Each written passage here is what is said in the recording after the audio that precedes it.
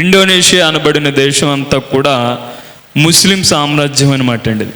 ఆ దేశంలో ఎక్కువ ఎవరు ఉంటారంటే ముస్లిమ్స్ ఉంటారు. అందులో 80 నుంచి 90% అందరూ కూడా ముస్లిమ్సే ఉంటూ ఆ దేశం అంతా కూడా సెక్యులర్ దేశం అనమాట అండి. అది ఆ సెక్యులర్ దేశంలోని క్రైస్తవులు ఉంటారు, ముస్లిమ్స్ ఉంటారు, హిందువులు ఉంటారు, బౌద్ధులు ఉంటారు, జైనులు ఉంటారు, అందరూ ఉంటారు. ఒక మతాన్ని ఇంకొక మతం వారు ఏం చేస్తూ ఉంటారంటే గౌరవించుకుంటూ ఉంటారు. అలా ఎవరైతే గౌరవిస్తూ ఉంటారో వారిని ఏమని పిలుస్తారంటే సెక్యులర్ అని పిలుస్తూ ఉంటారన్నమాట. ఆ మహమ్మదీయ ఒక సహోదరి తన కిటికీలోంచి ఇలా చూస్తున్నప్పుడు ఒక పరిశుద్ధ గ్రంథం బైబిల్ క్రొత్త నిబంధన గ్రంథం ఒకటి కనిపించిందంట. ఎవరో అక్కడ పెట్టేసి వెళ్ళినట్టున్నారు. ఇదేంటి ఈ గ్రంథం అని చెప్పేసి క్రొత్త నిబంధన బైబిల్ ఉంటుంది కదండి, ఆ క్రొత్త నిబంధన బైబిల్ ఆ మహమ్మదీయ సహోదరి తీసుకుని చదవడం ప్రారంభించిందంట. చదవడం ప్రారంభించినప్పుడు క్రొత్త నిబంధన అంతా కూడా దేని గురించి ఉంటుందంటే యేసుక్రీస్తు ప్రభుల వారి యొక్క జననం గురించి, ఆయన చేసిన అద్భుతాల గురించి, ఆయన చేసిన ఆశ్చర్యకార్యాల గురించి అందులో ఉంటాయన్నమాట. ఈ సహోదరి చదివినప్పుడు యేసుక్రీస్తు ప్రభుల వారి యొక్క ప్రేమకు ఆమె ఏమైందంటే ఆకర్షితురాలైపోయి అసలు యేసు ప్రభుని గురించిన ఇంకా ఆ పరిశుద్ధ గ్రంథాన్ని క్రొత్త నిబంధన గ్రంథాన్ని అలా చదువుతూ ఉందన్నమాట. చదువుతూ ఉన్నప్పుడు ఆ వారం అంతా కూడా చదువుతుంది. ఆ మరుసటి వారం ఆదివారం వచ్చింది. ఆ ప్రక్కనే ఉన్న ఒక చర్చ్కి వెళ్ళిందంటన్నమాట అండి. తన భర్తకి తెలియకుండా చర్చ్కి వెళ్ళి ఆ చర్చ్లో పాస్టర్ గారు చెప్తున్న మాటలన్నీ కూడా విని తిరిగి ఇంటికి వచ్చేసింది. ఇంటికి వచ్చిన తర్వాత ఏ విధంగా తెలిసిందో తెలియదో కానీ తన భర్తకి తెలిసింది. ఏమనంటే వీళ్ళేమో ముస్లిమ్స్, మహమ్మదీయులు, ఆ ప్రవక్తని ఆరాధిస్తారు వీళ్ళు, కాబట్టి మనం యేసుక్రీస్తు ప్రభు అంటే మనకి తెలియదు, మనం ఆ దేవుని వద్దకు వెళ్ళకూడదన్న రూలు వాళ్ళకు ఉంటుంది. కాబట్టి నువ్వు ఎందుకు వెళ్ళావని చెప్పేసి ఆ మహమ్మదీయ సహోదరిని తన భర్త ఏం చేశాడంటే చితక్కొట్టేశాడంటే. చితక్కొట్టేసిన తర్వాత వదిలేసాడు. ఆ సాయంకాలం వదిలేసిన తర్వాత కానీ యేసుక్రీస్తు ప్రభుల వారి గురించిన మాటలు చదువుతూ ఉంటే ఆ ప్రేమకు ఆకర్షితురాలైపోయి ఆ దెబ్బలను కూడా పట్టించుకోకుండా మరలా ఏం చేయడం మొదలుపెట్టిందంటే పరిశుద్ధ గ్రంథాన్ని క్రొత్త నిబంధన గ్రంథాన్ని అలా చదువుతూ ఉందంట. అలా చదువుతూ ఉంటే ఆయన జననం గురించి అద్భుతాలన్నీ చదివింది. ఇంకా ఒక వ్యక్తి ఈ భూమి మీద ఎలా జీవించాలి, ఎలా జీవిస్తే తన కుటుంబం కట్టబడుతుంది, ఒక స్త్రీ ఎలా ఉండాలి, స్త్రీకి ఉండవలసిన విధులేంటి, ఒక పురుషుడికి ఉండవలసిన విధులేంటి, ఎలా జీవించాలన్న మాటలన్నీ కూడా ఆమెను ఏం చేస్తూ ఉన్నాయంటే ఆకర్షితురాలుగా చేస్తున్నప్పటికీ యేసు ప్రభుల వారి మీద ఇంకా ప్రేమ పుట్టుకొచ్చిందంటే. మరుసటి ఆదివారం కూడా ఏం చేసిందంటే తన భర్తకి తెలియకుండా మందిరానికి వచ్చిన తర్వాత దైవ సేవకుడు చర్చిలో నిలవబడి ఇలా మాట్లాడుతూ ఆ రోజు ప్రసంగం ముగించి ఏం చెప్తున్నాడంటే చివరిలోని, అమ్మా వచ్చే ఆదివారం మనం యేసు ప్రభుల వారి యొక్క శరీరాన్ని, యేసు ప్రభుల వారి యొక్క రక్తాన్ని మనము తిని త్రాగాలి, కాబట్టి ఆ కార్యక్రమానికి మీరు అందరూ కూడా సిద్ధపడండి అని ఒక అనౌన్స్మెంట్ చేశాడంటే, ఒక ప్రకటన చేశాడు. ఆ ప్రకటన చేసేటప్పటికి ఈమె మహమ్మదీ సహోదరి, ఈమెకి ఏమీ తెలియదు కదా, కాబట్టి ఆ పక్కనున్న ఆమెను అడుగుతూ ఉందంట, ఏంటండి యేసు ప్రభుల వారి యొక్క శరీరం అంటున్నారు, ఆయన రక్తం అంటున్నారు, ఏంటి నాకేం అర్థం కాలేదంటే ఆవిడ కొంచెం వివరించి చెప్పిందనమాట అండి. యేసు ప్రభుల వారు మానవులందరి పాపముల నిమిత్తమైన కలువరి శిలువలో మరణించి ఆయన తిరిగి లేచాడు.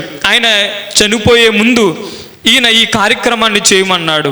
ఆయన యొక్క శరీరానికి సాదృశ్యంగా రొట్టెను, ఆయన యొక్క రక్తానికి సాదృశ్యంగా ద్రాక్ష రసాన్ని ఇస్తారు అని చెప్పినప్పుడు ఈమెకు కొంచెం అర్థమైంది.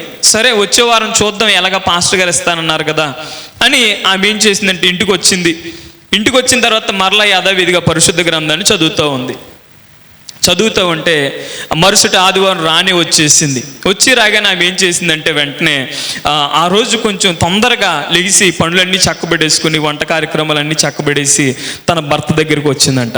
ఏంటి, మీరు నన్ను ఆల్రెడీ కొడతారు కాబట్టి నన్ను ఎలాగా మీరు కొడతారు, ఎందుకంటే నేను చర్చికి వెళ్తాను, కాబట్టి ఆ కొట్టేదేదో అప్పుడు కొట్టడం కాదు, నేను ఇప్పుడు చర్చికి వెళ్తున్నాను కాబట్టి ముందే నన్ను కొట్టేసేయండి అని చెప్పేసి తన భర్తతో చెప్పిందంట. ఏంటే ఈరోజు ఎలా మాట్లాడుతున్నావంటే, ఈరోజు చర్చిలోని యేసు ప్రభుల వారి యొక్క శరీరము, యేసు ప్రభుల వారి యొక్క రక్తాన్ని ఇస్తారు, నేను దాన్ని తినాలండి అని చెప్పేసి ఆమె అన్నదంట. ఆమె అనేటప్పటికీ ఈ మహమ్మద్ ఆయన ఉన్నాడు, తన భర్త ఉన్నాడు కదా, ఆయనకి శుభ్రం చాలా విపరీతమైన కోపం వచ్చేసి తన భార్యను కొట్టాడంట. కొట్టి బీరువా దగ్గరికి వెళ్ళి ఆ బీరువాలో ఉన్న ఒక పొడిగాటి కత్తోట తీసుకుని వచ్చి తన బల్ల మీద పెట్టి, సరే నువ్వేదో అంటున్నావు కదా, యేసు ప్రభుల వారి యొక్క శరీరాన్ని తీసుకొస్తానంటున్నావు కదా, యేసు ప్రభుల వారి యొక్క రక్తాన్ని తాగుతానంటున్నావు కదా, సరే నువ్వు గనక చర్చికి వెళ్ళి నిజంగా యేసు ప్రభుల వారి యొక్క శరీరాన్ని తీసుకురాకపోతే ఇదే కత్తితో నిన్ను చంపేస్తాను, నీ మెడ మీద తలకే లేకుండా నేను చేస్తానని చెప్పేటప్పటికి ఈమె భయపడుతూ ఎక్కడికి వెళ్ళిందంటే చర్చికి వెళ్ళింది. ఈమెకి కొంచెం భయం లేదు. ఎందుకనంటే పాస్టర్ గారు ఏం చెప్పారు చర్చిలోని, యేసు ప్రభుల వారి యొక్క శరీరాన్ని ఇస్తాము, యేసు ప్రభుల వారి యొక్క రక్తాన్ని ఇస్తామని చెప్పేటప్పటికి ఈమె ఎంతో ధైర్యంగా వెళ్ళిందంట. ధైర్యంగా వెళ్ళింది, ప్రార్థన అయిపోయింది, వాక్యం అయిపోయింది.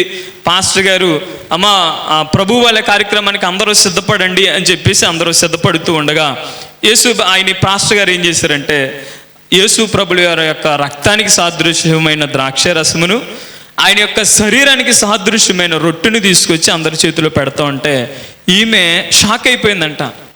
మొన్న వారం ఏం చెప్పారు పాస్టర్ గారు, శరీరం ఇస్తానన్నారు కదా, రొట్టె ఇస్తున్నారేంటి అని షాక్ అయిపోయి, అమ్మ బాబోయ్, ఎందుకంటే నేను ఇప్పుడు ఈ రొట్టెను పట్టుకుని ఇంటికి వెళ్ళానంటే నా భర్త నన్ను ఏం చేస్తాడు, ఖచ్చితంగా నన్ను చంపేస్తాడు. నన్ను చంపేశాడంటే ఇదొక ఎత్తు అయితే నా పిల్లలు ఏమైపోతారు, తమ జీవితాలు ఏమైపోతాయి అన్న భయంతో బాధతో ఆమె ఏం చేసిందంటే ఆ రొట్టెని చేత్తో పట్టుకుని ఏం చేసింది, అక్కడే కూర్చుండిపోయిందంట. కూర్చుండిపోతే అందరూ వెళ్ళిపోతున్నారు, ప్రార్థన అయిపోయింది, ముగింపు ప్రార్థన చేసేసారు, ఎవరికాళ్ళు వెళ్ళిపోయారు. ఈమె మాత్రం ఏం చేసిందంటే భయంతో ఇప్పుడు ఇంటికి వెళ్తే నన్ను చంపేస్తాడు అన్న భయంతో ఏం చేసింది, చర్చిలో మూల కూర్చుండిపోయిందంట. చర్చ్ కూడా క్లోజ్ చేస్తారు కదండి ఒక టైంకి. ఆ చర్చ్ క్లోజింగ్ టైం అయ్యింది. ఎప్పటికీ అందరూ వచ్చారు. కొంతమంది వచ్చి అమ్మ చర్చ్ క్లోజింగ్ టైం అయ్యింది కాబట్టి మీరు ఇంటికి వెళ్ళండి, తలుపులు వేసేస్తామంటే ఇంకా ధైర్యం తెగించి ఏం చేసిందంటే ఆమె ఆ రొట్టెను చేత్తో పట్టుకుని ఇంటికి వచ్చిందంట. ఇంటికి వచ్చి ఇలా డోర్ కొట్టేటప్పటికి ఇంటి దగ్గర భర్త ఆల్రెడీ వెయిటింగ్, ఆ టేబుల్ మీద పెట్టిన కత్తి అక్కడే ఉంది. వచ్చాడు, తలుపు తీశాడు. ఏది, యేసు ప్రభుల వారి యొక్క శరీరాన్ని తీసుకొచ్చావా, ఏది నాకు చూపించు అని చెప్పేసి అడుగుతూ ఉంటే ఈమె భయంతో వణిగిపోతూ, ఎందుకని తమ చేతిలో ఏముంది, రొట్టె ఉంది. తన భర్తకి ఏం చెప్పింది, యేసు ప్రభుల వారు శరీరం ఇస్తానన్నారు కదా, బాబోయ్ ఇది రొట్టె, ఆయన చూశాడంటే నేను ఖచ్చితంగా ఏం చేస్తాడంటే చంపేస్తాడు అన్న భయంతో వణుకుపోతూ ఏం చేస్తుందంటే, అయ్యా ఇదిగోండి ఇదే అండి ఆ శరీరం అని చెప్పేసి తన చెయ్యి విప్పి ఇలా చూపించేటప్పటికీ తన భర్త యొక్క కళ్ళకి ఆ యొక్క రొట్టె ఎలా కనిపించిందంటే యేసు ప్రభుల వారి యొక్క శరీరంగా ఒక మాంసపు ముద్ద కింద ఆ రొట్టె కనిపించేటప్పటికి నిజంగా ఆయన కూడా షాక్ అయిపోయాడంట.